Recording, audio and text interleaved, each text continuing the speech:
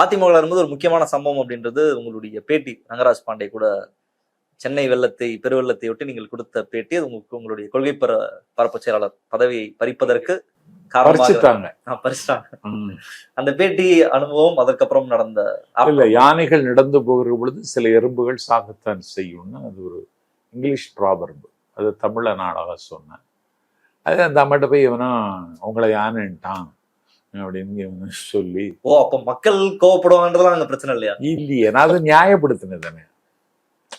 வெள்ளம் புயல் பாதிக்கப்பட்ட பகுதிக்கு அவங்க வரல, முதலமைச்சராக இருந்து. ஆனா ஸ்டாலின் அப்படி போறார், அவங்க அப்படி வரல.